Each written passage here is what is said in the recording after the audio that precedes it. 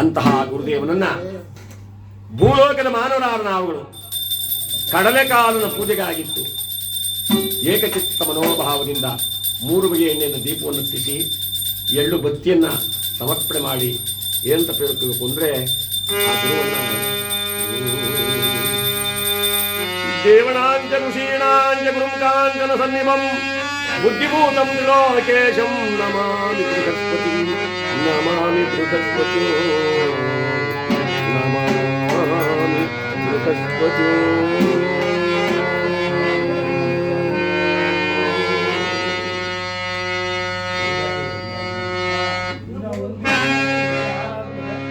ಗುರು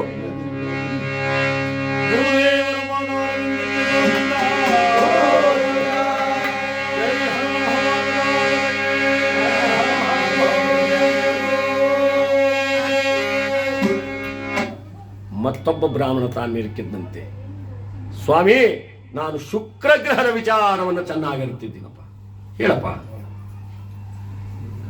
ಅಸುರರಿಗೆ ಗುರು ತಾನೋ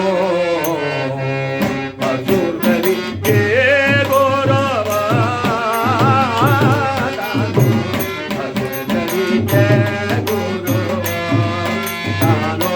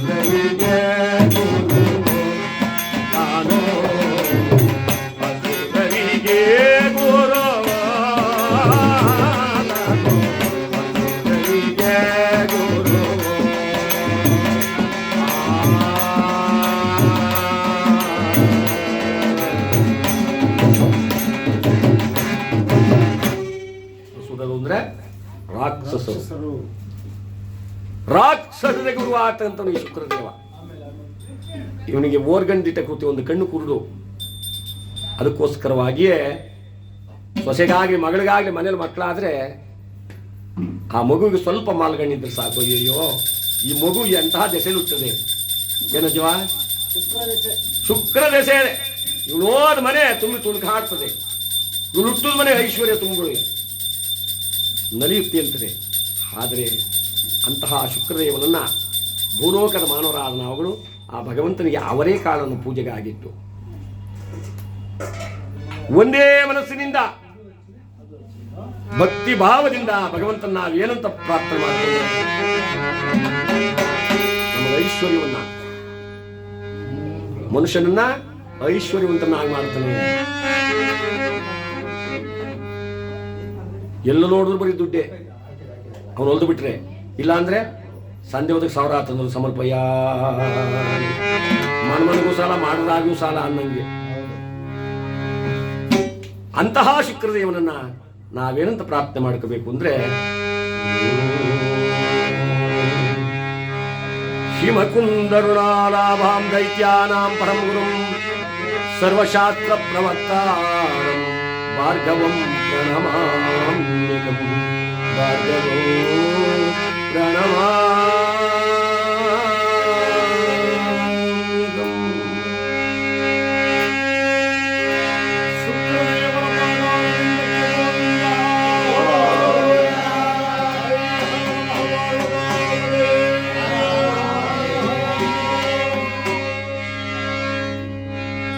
ಏಳನೇ ಬ್ರಾಹ್ಮಣ ತಾನು ಮೆಲುಕಿದ್ದಂತೆ, ಸ್ವಾಮಿ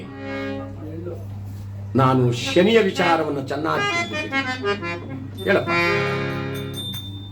ಅಂದಾಗ ಆ ಶನಿದೇವರ ವಿಚಾರವನ್ನ ಯಾವ 7ನೇ ಬ್ರಾಹ್ಮಣ ಯಾವ ರೀತಿಯಲ್ಲಿ ವಿಕ್ರಮಾದಿತ್ಯ ಮಹಾರಾಜನಿಗೆ ಆ ಸಭೆಯಲ್ಲಿ ಹೇಳ್ತಾ ಇದ್ದಾನೆ ಅಂದ್ರೆ,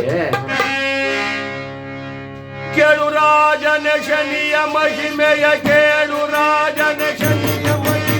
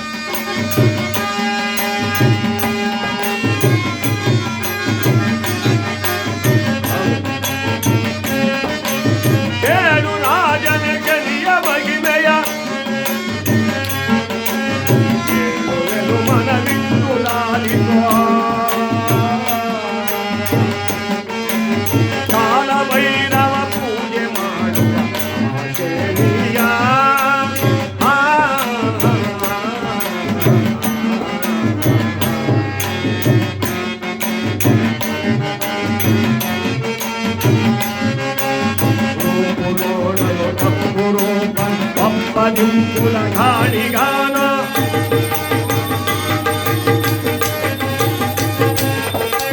ಶೋಭನೋನಲು ಕಪ್ಪು ರೋದನ ಪಪದಿಂಪುಲ ಗಾಳಿಗಾನ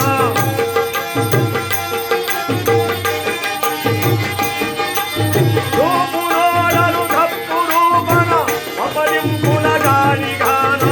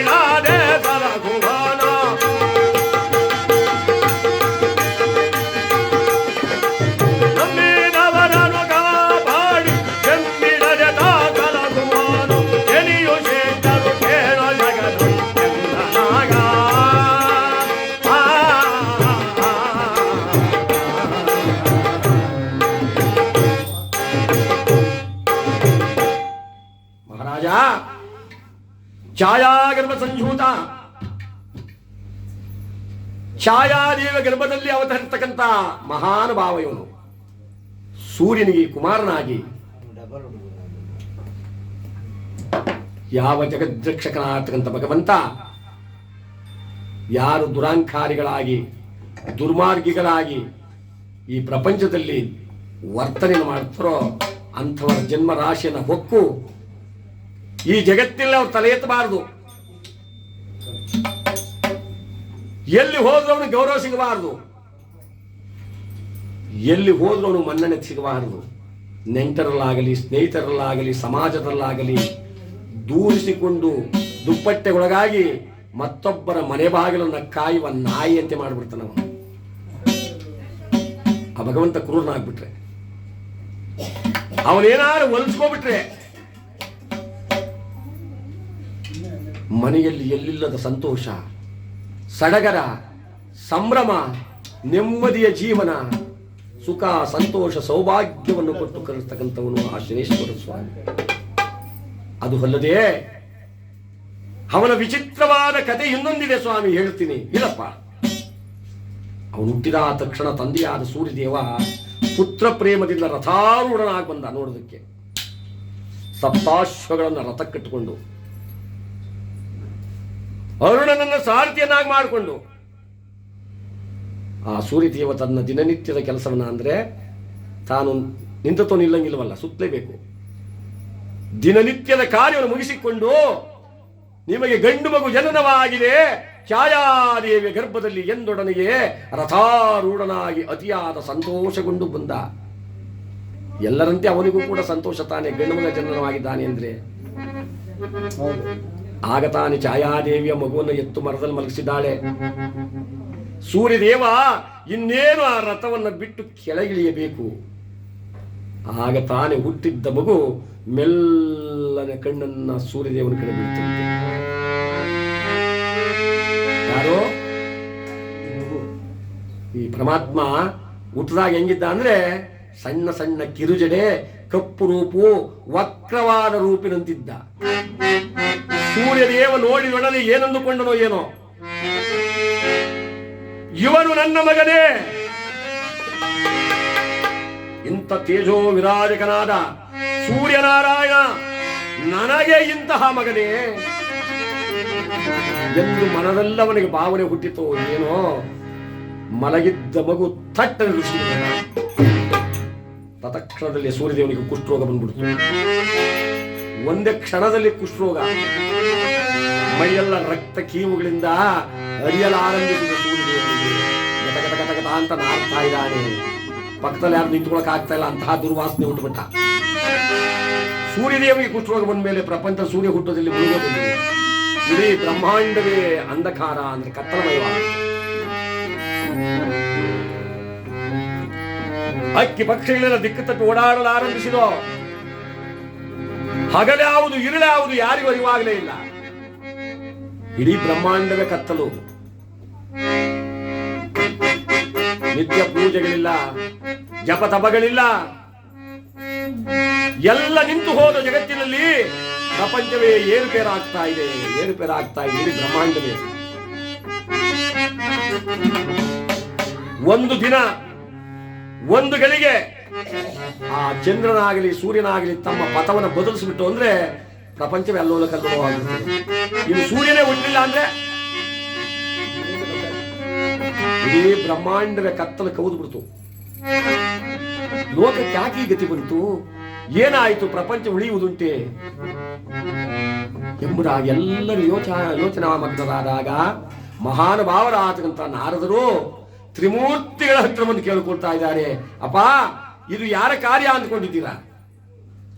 ಆ ಶನಿದೇವ ತಂದೆ ಮೇಲೆ ದೃಷ್ಟಿ ಬಿಟ್ಟಿದ್ದಾನೆ, ರುದ್ರಾಂಶ ಸಂಭೂತ. ಬನ್ನಿ ಆ ಪರಮಾತ್ಮನ್ನು ಬೇಡ್ಕೊಳ್ಳೋಣ.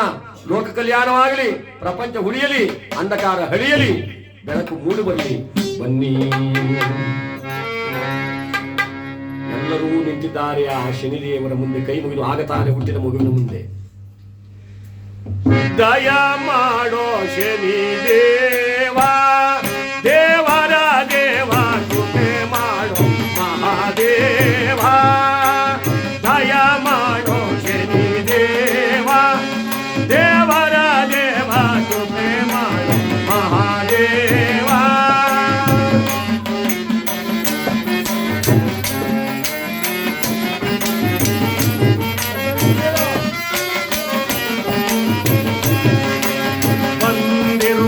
ದುರಿತಾವ ಪರಿಹರಿಸೋ ದೈದೇವ,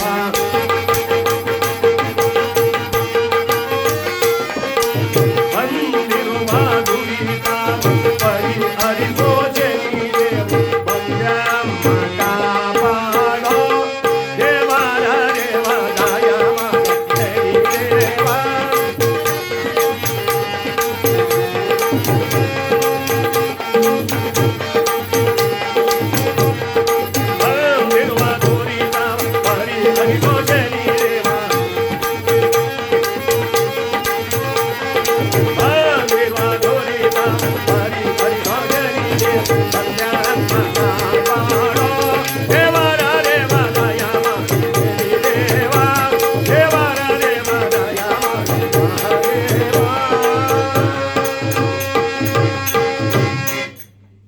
ಎಲ್ಲರೂ ಬೇಡಿಕೊಳ್ತಾ ಇದ್ದಾರೆ.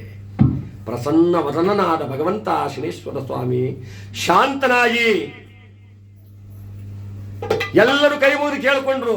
ತನ್ನ ಮೇಲೆ ಬಿಟ್ಟಿರ್ತಕ್ಕಂಥ ದೃಷ್ಟಿಯನ್ನು ಹಿಂದಕ್ಕೆ ಕರೆದುಕೋ, ಲೋಕ ಕಲ್ಯಾಣವಾಗಲಿ, ಪರಮಾತ್ಮ ಪ್ರಪಂಚ ಉಳಿಯಲಿ ಎಂದಾಗ ತಾನು ಸೂರ್ಯದೇವನ ಮೇಲೆ ಬಿಟ್ಟಿದ್ದಂಥ ದೃಷ್ಟಿಯನ್ನ ಸರ್ರನ್ನು ತಾನು ಹಿಂದಕ್ಕೆ ಕೇಳಿಕೊಂಡನು. ಪ್ರಪಂಚದಲ್ಲಿ ಸೂರ್ಯ ಹುಟ್ಟಲಾರಂಭಿಸಿದ, ಜಗತ್ತೇ ಬೆಳಕಾಯಿತು, ಲೋಕ ಕಲ್ಯಾಣವಾಯಿತು. ಅಂತಹ ಮಹಾನುಭಾವ ಸ್ವಾಮಿ ಶನಿದೇವ. ಸಿಂಹಾಸನಾಧೀಶನಾಗಿ ಮಧೋನ್ಮತ್ತನಾಗಿ ಕುಳಿತಿದ್ದ ಯಾವ ವಿಕ್ರಮ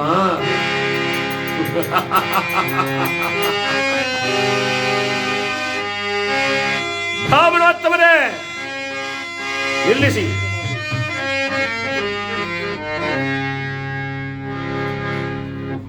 ಏನು ನಿಮ್ಮ ಉದ್ಗತನ? ಯಾವುದು ನ್ಯಾಯ? ಯಾವ ಧರ್ಮ? ಹುಟ್ಟಿದ ತಕ್ಷಣ ತಂದೆಗೆ ಕಷ್ಟವನ್ನು ಕೊಟ್ಟವನ್ನ ನಾವು ನಾವು ದೇವರು ಅಂತ ಪೂಜೆ ಮಾಡಬೇಕು? ಸಾಧ್ಯವಿಲ್ಲ. ಅಂಧಕನಲ್ಲ ಅವನೊಬ್ಬ ನಿಂದಕ, ಪುತ್ರನಲ್ಲ ಅವನೊಬ್ಬ ಪುತ್ರ, ಶ್ರೇಷ್ಠನಲ್ಲ ಅವನೊಬ್ಬ ನೀಚ. ಅಂತವನಿಗೆ ನನ್ನ ಈ ರಾಜಸಭೆಯಲ್ಲಿ ಪೂಜೆ ಮಾಡಿಸೋಲ್ಲ. ಬ್ರಾಹ್ಮಣೋತ್ತಮ ಹೇಳಿದ, ಸ್ವಾಮಿ ನಿಮಗೇನಾಯಿತು? ಇದುವರೆಗೂ ಚೆನ್ನಾಗಿದ್ರಲ್ಲ, ಈಗ ಯಾಕೆ ಹಿಂಗ್ ಮಾತನಾಡ್ತಾ ಇದ್ದೀರಾ? ಆ ಶನಿದೇವ ಅಂದ್ರೆ ಸಾಮಾನ್ಯದವನೇ. ಅವನ ಆರ್ಭಟಿಗೆ ನಾವು ನಿಲ್ಲುವುದಾದ್ರೂ ಉಂಟೆ? ಅವನೇನಾದ್ರೂ ದೃಷ್ಟಿ ಬೀರಿದ್ರೆ ಪ್ರಪಂಚದಲ್ಲಿ ಬದುಕುವುದುಂಟೆ, ಬಾಳುವುದುಂಟೆ? ಬೇಡಿ. ಆ ಶನೇಶ್ವರ ಸ್ವಾಮಿಗೂ ಪೂಜೆ ಮಾಡಿಬಿಡೋಣ, ಪೂಜೆ ಸಮಾಪ್ತಿ ಮಾಡೋಣ.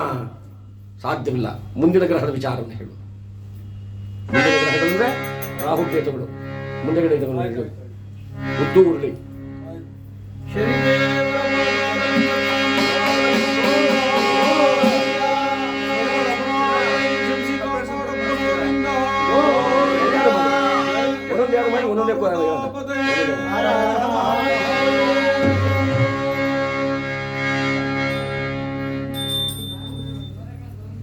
ಮುಂದಿನ ಗ್ರಹಗಳು ರಾಹು ಕೇತು.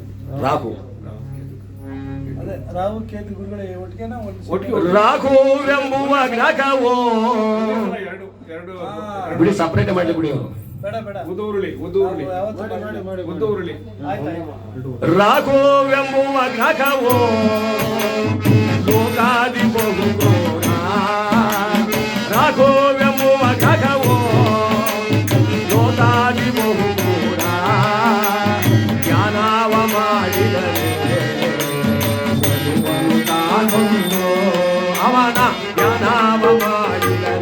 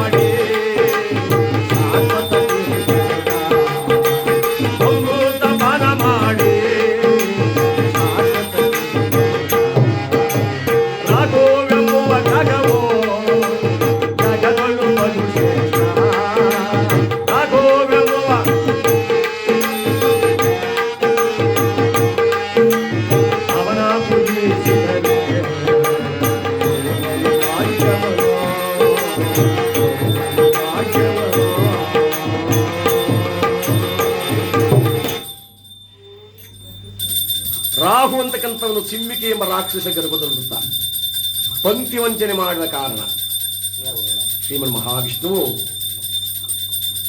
ತನ್ನ ಕೈಯಲ್ಲಿದ್ದಂಥ ಆ ಸೌಟಿನಿಂದ ಯಾವಾಗ ಶಿರವನ್ನು ಛೇದಿಸಿದ್ನೋ ಅಷ್ಟೊತ್ತ ಕಾಲ ಅಮೃತ ಕುಡಿದು ಬಿಟ್ಟಿದ್ದ.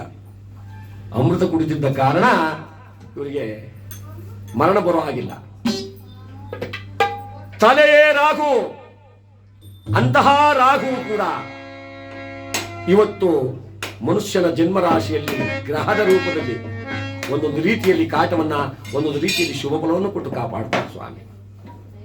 ಆ ಮುಂಡವೇ ಕೇತುವಾಗಿತ್ತಲ್ಲ, ಆ ಕೇತುವು ಕೂಡ ಜಗತ್ತಿನಲ್ಲಿ ಮನುಷ್ಯನ ಜನ್ಮರಾಶಿಯಲ್ಲಿ ಸೇರಿಕೊಂಡು ಶುಭ ಫಲವನ್ನು ಸೂಚಿಸುತ್ತವೆ. ಉದ್ದು ಉರುಳಿಯನ್ನು ಪೂಜೆಗಾಗಿತ್ತು. ಆ ರಾಹುಕೇತುಗಳಿಬ್ಬರನ್ನ ಯಾವ ರೀತಿಯಲ್ಲಿ ಪ್ರಾರ್ಥನೆ ಮಾಡಿಕೊಂಡ್ರೆ ನಮಗೆ ಸಕಲ ಬಾಧ್ಯತೆಯನ್ನು ಕೊಡ್ತಾರೆ ನೀವು ಸಂಕಲ್ಪ ಮಾಡ್ಕೋಬೇಕು. अर्धकाय महावीर्यं चन्द्रादित्यविमर्दनं रौद्रं रौद्रात्मकं तं राघवे प्रणमामि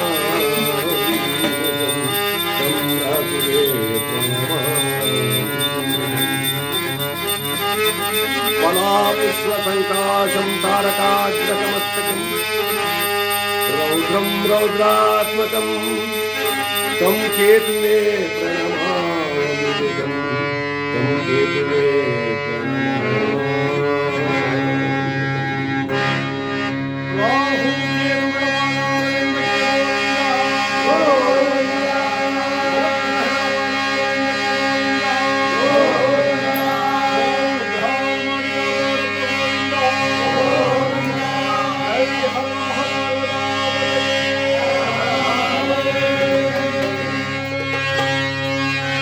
ಎಲ್ಲ ಗ್ರಹಗಳಿಗೂ ಪೂಜೆ ನೆರವೇರಿದೆ, ಶನಿದೇವರಿಗೆ ಮಾತ್ರ ಪೂಜೆ ಮಾಡಲಿಲ್ಲ. ಏಕೆ? ತಾಯಿ ತಂದೆಯ ಮೇಲೆ ಕೋಪವೇ ಮಗನಿಗೆ,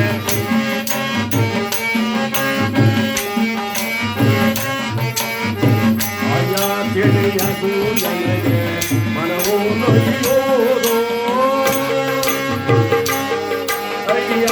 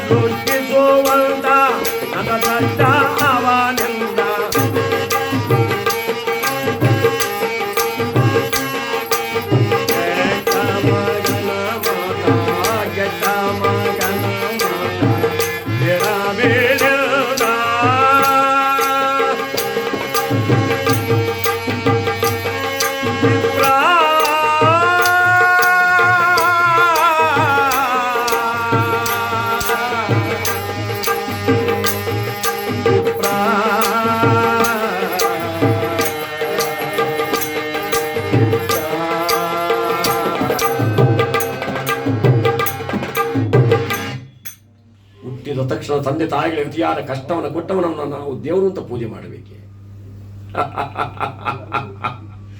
ಸಾಧ್ಯವಿಲ್ಲ. ಈ ನನ್ನ ರಾಜಸಭೆಯಲ್ಲಿ ಆ ಶನಿಗೆ ಪೂಜೆ ಮಾಡಿಸುವುದಿಲ್ಲ. ಬೇಡಿ ಸ್ವಾಮಿ, ಆ ಭಗವಂತನನ್ನು ಈ ರೀತಿಯಾಗಿ ಜರಿದು ವೃಥಾ ಅವನ ಕ್ರೂರವಾದ ದೃಷ್ಟಿಗೆ ನೀವು ಪಾತ್ರರಾಗ್ಬಿಡ್ತೀರಿ. ನಿಮ್ಮ ಮನೆಯ ಉಪ್ಪನ್ನು ತಿಂದು ಬೆಳೆದಿದ್ದೀನಿ, ಉಪ್ಪು ತಿಂದ ಮನೆಗೆ ಬಗೆಯಬಾರದು. ಆ ಭಗವಂತನನ್ನು ಪರೀಕ್ಷೆ ಮಾಡಬೇಡಿ. ನದಿ ಮೂಲ, ಗುರು ಮೂಲ, ಸ್ತ್ರೀ ಮೂಲ, ದೈವ ಮೂಲವನ್ನು ಹುಡುಕಬಾರದು ಅಂತ ನಿಮ್ಮಂತವರು ಹೇಳಿದ್ದೀರ. ಬೇಡಿ, ಅವನಿಗೂ ಪೂಜೆ ನೆರವೇರಿಸಿ. ಎಲ್ಲವೋ ಬ್ರಾಹ್ಮಣ, ಅವನಂತಹ ದೇವರೇ ಆಗಿದ್ದ ಪಕ್ಷದಲ್ಲಿ ಕರೆಸು ನನ್ನ ಎದುರಿಗೆ, ಬರಲಿ ನನ್ನ ಕಣ್ಣೆದುರಿಗೆ. ಇಲ್ಲವಾದರೆ ಸೊಂಟದಿಂದ ಖಡ್ಗವನ್ನು ಈಚಿಕೊಂಡ, ಈ ಖಡ್ಗದಿಂದ ನಿನ್ನ ಶಿರವನ್ನು ಛೇದಿಸ್ಬಿಡ್ತೀನಿ. ದೇವರು ದೇವರು ಅಂತ ಗೋಳಾಡ್ತಾ ಇದೆಯಲ್ಲ, ಬರಲಿ ನನ್ನ ಎದುರಿಗೆ ನೋಡೋಣ ಕರೆಯವನನ್ನು. ಅವನಿಲ್ಲದ ಸ್ಥಳ ಇಲ್ಲ, ಅವನಿಲ್ಲದ ನೆಲೆಯಿಲ್ಲ.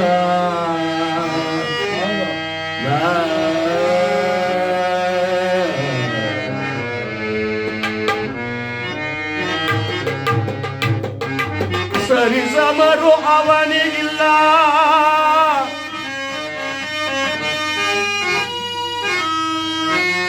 ಅವನೆದಿರು ನಿಲ್ಲುವರ್ಯಾರಿಲ್ಲ. ರಾಜ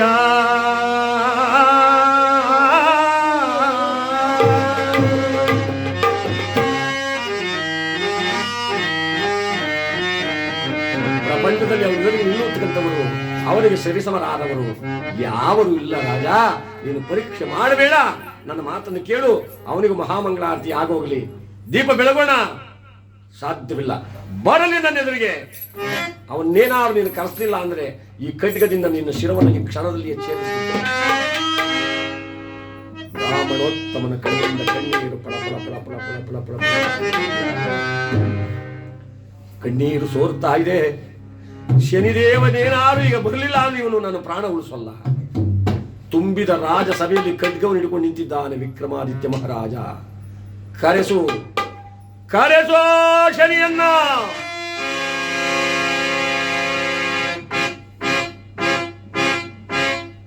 ಗರ್ಜನೆ ಮಾಡ್ತಾ ಇದ್ದಾನೆ ಈ ಬ್ರಾಹ್ಮಣೋತ್ತಮ, ಗೋಳಿಡ್ತಾ ಇದ್ದಾನೆ. ದೇವಾ, ಶನಿದೇವಾ, ಹೇ ಪರಮಾತ್ಮ, ನೀ ಬರದಿದ್ದರೆ ನನ್ನ ಪ್ರಾಣ ಕ್ಷಣಾರ್ಧದಲ್ಲಿ ಹೋಗ್ಬಿಡುತ್ತೆ. ಈ ಮಹಾರಾಜ ನನ್ನ ಕ್ಷಣಾರ್ಧದಲ್ಲಿ ಕೊಂದು ಬಿಡುತ್ತದೆ. ಎಲ್ಲಿರುವೆಯೋ, ಎಲ್ಲಡಗಿ ಕುಳಿತಿರುವೆಯೋ, ಕರೆದರೆ ಬರಲಾರೆಯ.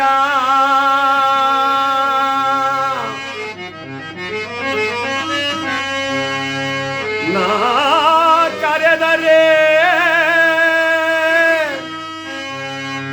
ನೀ ಬರಲಾರೆಯ.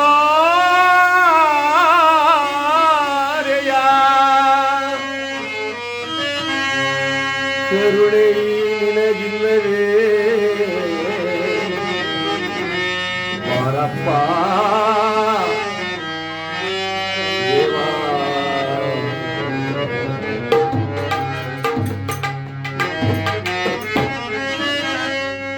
ಬಾ ತಂದೆ ಶನಿದೇವಾ, ನಿನ್ನ ಮನಸಾದ ಪೂಜಿಸುವೆ.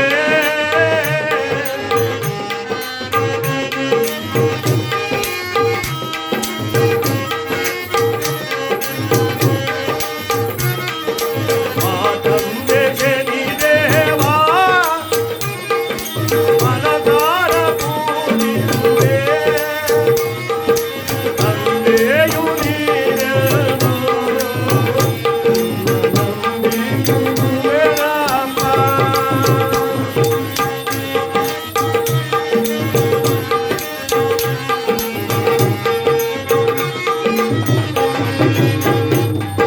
ತಂದೆಯು ನೀನು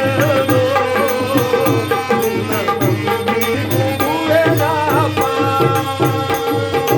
ತಂದೆ ಶನಿದೇವಾ, ಮನದಾರ ಪೂಜಿಸುವೆ.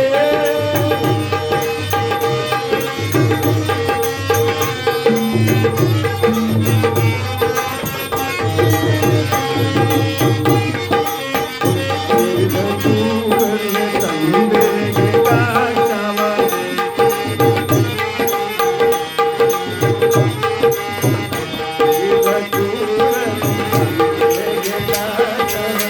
ಅನುನಿ ಕೊಟ್ಟೆಯೋ ಯಾಕಪ್ಪ.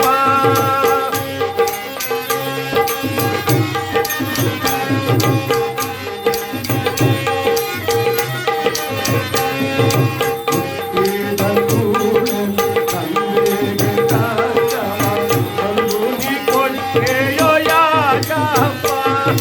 ಕರೆದಾಗ ಬರಬಾರದೆ, ನನ್ನ ಮೊರೆ ಕೇಳದೆ ಸ್ವಾಮಿಯೇ.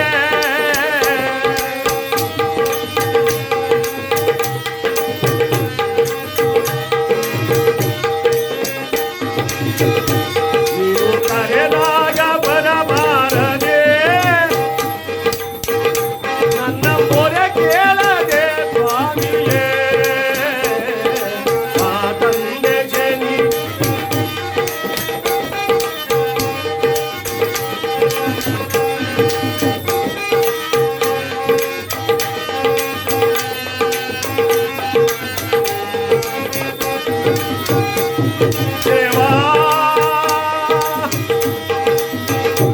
ಶನಿದೇವ ಒಡೆಯ ಶನಿಗೆ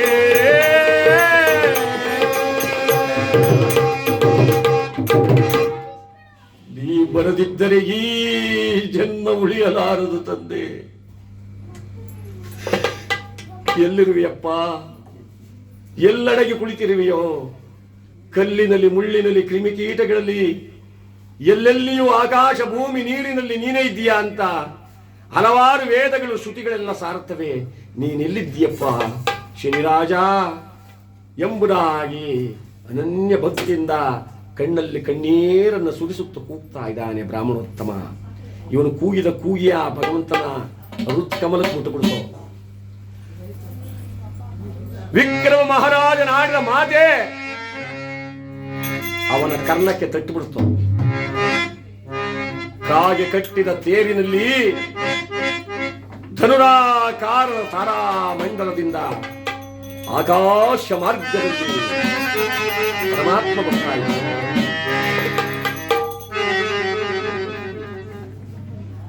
ಗಗನ ಮಾರ್ಗದಲ್ಲಿ ಭರುತ ಶನಿರಾಜ ಕೇಳಿದ ನೀ ಮಾತಾ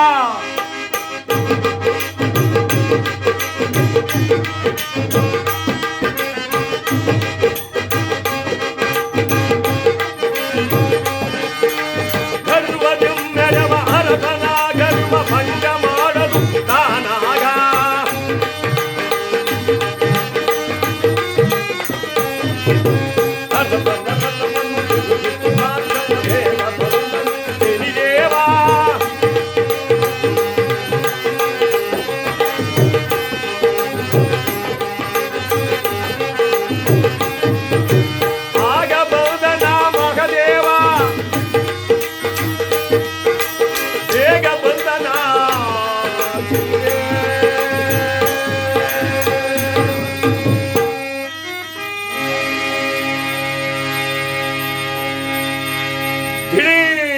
ಉಜ್ಜಯಿನಿ ಪಟ್ಟಣದ ಕಡೆ ರಥವನ್ನ ತಂದು ಇಳಿಸಿದನಂತೆ ಪರಮಾತ್ಮ ಶನೇಶ್ವರ ಸ್ವಾಮಿ.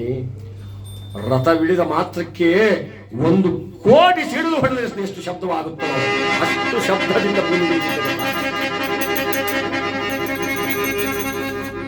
ರಥದಿಂದ ಇಳಿದಂತ ಮಹಾನುಭಾವ ಶನೇಶ್ವರ ಸ್ವಾಮಿ ದಡ ದಡ ದಡ ದಡ ದಡನೆ ನುಗ್ಗಿದ್ದಾರೆ ಸಭೆಯೊಳಗೆ. ಮಧೋನ್ಮತ್ತನಾಗಿ ಅಹಂಕಾರದಿಂದ ಕುಳಿತಿರುವ ಯಾವ ವಿಕ್ರಮನ ಹೆದೆಗೆ ತನ್ನ ಎಡಗಾಲಿನಿಂದ ಝಾಡಿಸಿ ಒದ್ದ. ಸಿಂಹಾಸನದ ಮೇಲಿದ್ದಂತ ವಿಕ್ರಮ ಮಹಾರಾಜ ಕೆಳಗೆ ಉರುಳಿ ಉರುಳಿ ಉರುಳಿ ಬಿದ್ದಿದ್ದಾನೆ.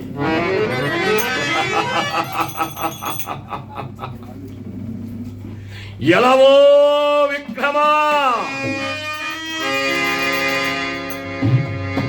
ಇವನು ಯಾರು? ಇವನ ಅಂಶವೆಂತಹದ್ದು ಎಂಬುದನ್ನು ಹರಿಯದೆ ಪಾಪಿಯಾದ ನೀನು ನನ್ನನ್ನು ಜರೆದಿದ್ದೀಯಾ? ನೋಡು ನೋಡು ನಿನ್ನ ಪಾಡು ಮುಂದೇನಾಗುವುದು.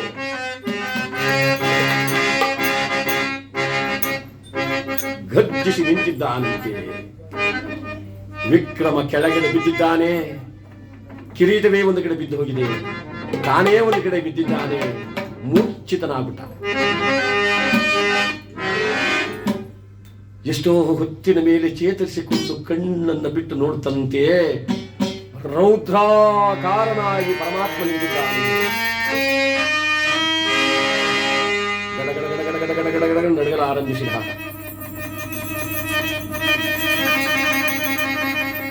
ನಡುಗುತ್ತ ಮೆಲ್ಲ ಮೆಲ್ಲನ್ನು ತೆವಳುತ್ತ ಹತ್ತಿರಕ್ಕೆ ಬಂದು ಪರಮಾತ್ಮನ 2 ಪಾದವನ್ನು ತಪ್ಪಿಕೊಂಡ್ಬಿಟ್ಟ. ಶ್ರೀದೇವ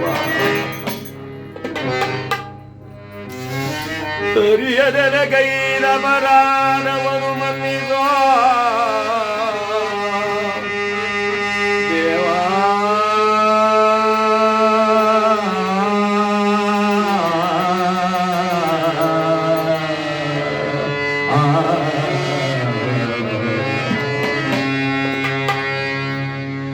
ಯಾರಗುವೆನೋ ನಿನ್ನ ಚರಣ ಕಮಲಕ್ಕೆ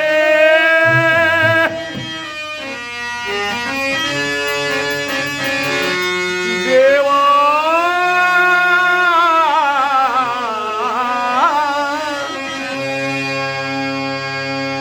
ಕೃಪೆ ತೋರೋ ದಯಮಾ ತರಳನ ತೆರಗೆ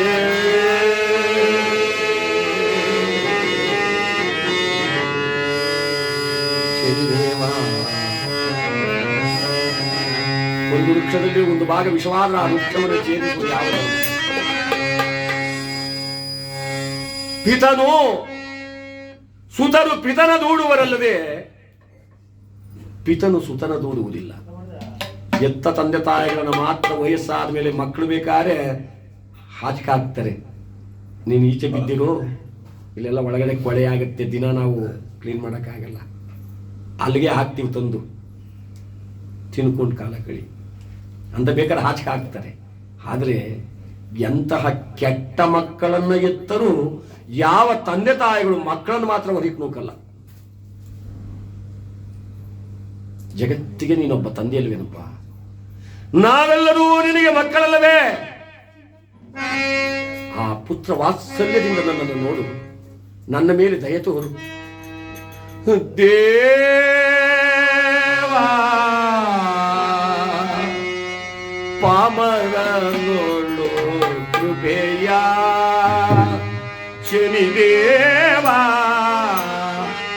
ಪಾಮರನೋಳು ಕೃಪೆಯ ಶನಿದೇವಾ, ಪಾಮರನೋಳು ಕೃಪೆಯ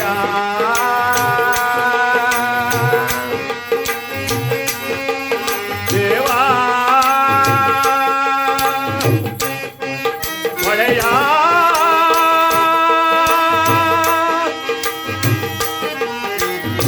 ತಂದೆ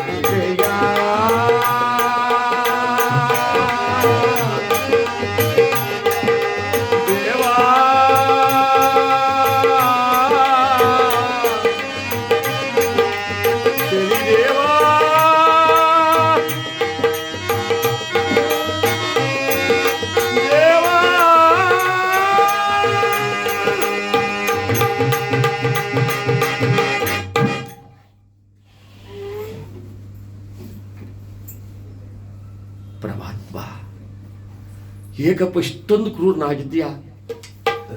ರೌದ್ರಾಕಾರನಾಗಿ ನೀ ನಿಂತಿರುವೆಯಲ್ಲ, ಈ ನಿನ್ನ ಕಡು ರೂಪವನ್ನು ಕಂಡು ಭಯವಾಗುತ್ತಿದೆ. ಶಾಂತನಾಗು, ಶಾಂತನಾಗು, ಮಾಡಿದ ತಪ್ಪನ್ನು ಮನ್ನಿಸು. ನಕ್ಕ ಶನಿದೇವ. ಎಲ್ಲವೋ ವಿಕ್ರಮ, ಆಡುವಾಗೆ ಏನೇನು ಬೇಕು ಅದನ್ನು ಆಡಿ ಈಗ ನನ್ನನ್ನು ಮನ್ನಿಸು, ನನ್ನನ್ನು ಕಾಪಾಡುವುದು ಕೇಳುವರು ಯಾರು? ಈ ಭೂಲೋಕದ ಮನುಷ್ಯರು ಎಂತಹ ಬುದ್ಧಿವಂತರಯ್ಯ. ಕಂಕಳಲ್ಲಿ ದೊಣ್ಣೆ, ಕೈಯಲ್ಲಿ ಶರಣಾರ್ಥಿ. ಈಗ ನಿನ್ನ ಮನ್ನಿಸುವುದಿಲ್ಲ. ನಿನಗೆ ರಾಜ್ಯ ಮದ, ಯೌವನ ಮದ, ರಕ್ತ ಮದ, ಹಣ ಮದ, ಎಲ್ಲರಿಗಿಂತಲೂ ನಿನಗೆ ಈಗ ಬಂದಿರತಕ್ಕಂಥದ್ದು ರಾಜ್ಯ ಮದ. ಅಂತಹ ನಿನ್ನ ರಾಜ್ಯವನ್ನು ಪರ ಪಾಲನಾಗಿ ಮಾಡಿ ನೀನೇ ಒಂದು ಕಡೆ, ಸತಿಯೇ ಒಂದು ಕಡೆ ಅಗಲುವಂತೆ ಮಾಡಿ, ತುತ್ತನ್ನಕ್ಕೆ ತೊಟ್ಟು ನೀರಿಗೆ ಕಾಡು ವೇಳನ್ನ ಅಲೆವಂತೆ ನಾನು ಮಾಡದಿದ್ದರೆ ನಾನು ಛಾಯಾದೇವಿ ಮಗನೇ, ಸೂರ್ಯಕುಮಾರನೇ, ನೋಡು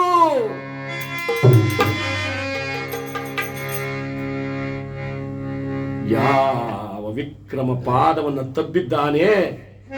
ಆದರೆ ಭಗವಂತ ಅದೃಶ್ಯನಾಗ್ಬಿಟ್ಟಿದ್ದಾನೆ. ಹಿಡಿದ ಪಟ್ಟ ಬಿಟ್ಟು ನೋಡಿದ ರಾಜ ಶನಿದೇವ ಅಲ್ಲಿಲ್ಲ. ಹಿಡಿದ ಪಟ್ಟನ್ನು ಬಿಟ್ಟು ನೋಡ್ತಾನೆ, ಶನಿದೇವ ಅಲ್ಲಿಲ್ಲ. ಪರಮಾತ್ಮ, ಕಡೆಗುದನ್ನು ನಿರಾಕರಿಸಿ ಹೊರಟು ಹೋದಿಯ. ಯಾವ ಕಾಡಿಗಟ್ಟಿವೆಯೋ ಅದೇನು ಬೇಗಿಗೆಡುವೆಯೋ, ಅದು ಯಾವ ಕಡು ಕಷ್ಟಕ್ಕೆ ನನ್ನನ್ನು ಗುರಿ ಮಾಡಿ ಈ ಜಗದೊಳಗೆ ನನ್ನನ್ನ ಕಾಡಿಸಿ ಪೀಡಿಸುವೆಯೋ ನನಗೊಂದು ತಿಳಿಯದಲ್ಲೋ ತಂದೆ. ಸುತ್ತಲೂ ನೋಡ್ತಾನಂತೆ, ಸಭೆಯಲ್ಲಿ ಅಲ್ಲೋಲ ಕಲ್ಲೋಲವಾಗೋಗಿದೆ. ಅವನು ಬಂದದ ರಭಸಕ್ಕೆ. ಜ್ಞಾನ ಕೆಟ್ಟು ಹೋದವರು, ಮೂರ್ಛೆಗೆ ಇಮಡಿಯಾಗಿ ಹೋದವರು, ತಲೆ ಕೆಟ್ಟು ಹೋದವರು, ಈ ರೀತಿಯಾಗಿ ಅಲ್ಲೋಲ ಕಲ್ಲೋಲವಾಗೋಗಿದೆ. ಯಾರಲ್ಲಿ ಹೇಳಿಕೊಳ್ಳಲಿ ಕಷ್ಟವನ್ನ, ಯಾರಲ್ಲಿ ತೋಡಿಕೊಳ್ಳಲಿ, ಯಾರು ನನ್ನ ಕಷ್ಟವನ್ನು ಪರಿಹರಿಸ್ತಾರೆ ಅಂತ ಹೇಳಿ ದುಃಖದಿಂದ ಯಾವ ಮಹಾರಾಜ ಬರ್ತಾ ಇದ್ದಾನೆ.